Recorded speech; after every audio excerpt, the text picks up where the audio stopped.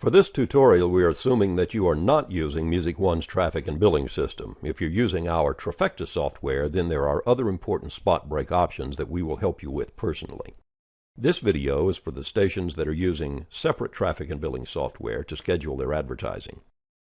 Spot break units in Music One are used in one of two ways.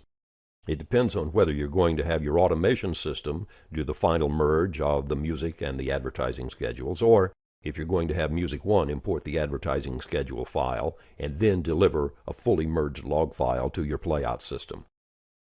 To add a spot break unit to a format clock, click the Insert Item button on the right side of the clock screen. Click the Special button and select Spot Break and add it. Put your spot breaks in the proper positions around the clock. When they're first added, they look like this. Right-click on the item name and select Properties. If the nominal length field is showing milliseconds, as this one is, double-click in the field and change it to hours, minutes, seconds. The nominal length that you see here is used only to display the size of the format slice on the clock. Enter the average length of commercial content that you expect to have in the break each hour. The default is 3 minutes. It does not mean that there can only be 3 minutes of content here, nor does it mean that there must be 3 minutes of content. Again, this number is only for the typical time that you expect in this break. It is just for visual display alone. You don't have to enter anything in the name field. If you don't, then the break will show on the format clock like this one at 28. If you do enter a name instead of showing the break this way, your name will appear on the clock label. Click the Start Time tab. The nominal time is the most important.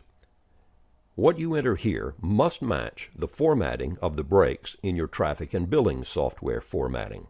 If your advertising log is going to have breaks with start times of 10, 28, and 45, then you must have 3 spot breaks on the M1 clock with those specific times entered on the nominal start time fields. That's all that has to be done. Nothing else has to be entered in any field on this window. And for the majority of automation playout systems, what you've seen so far is all that needs to be done. With just a very few automation systems, a special command might be required. Some may have to enter a custom character to identify the cue in the log file that Music One produces. Maybe a break type might be needed too. And in a rare case, subsequent commercials in the break might also need to have a custom sync and cue type. Again, the command field is rarely needed and is automation system specific, and we here at Music One will personally help you do the setup for such special commands if it's needed by your automation system.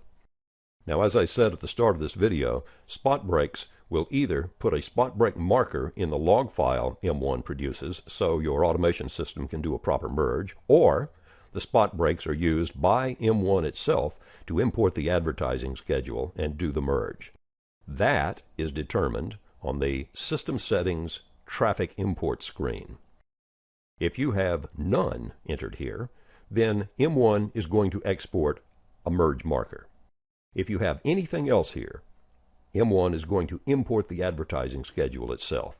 And in that case, there will be some initial setup that will be required on this screen, and that is another video.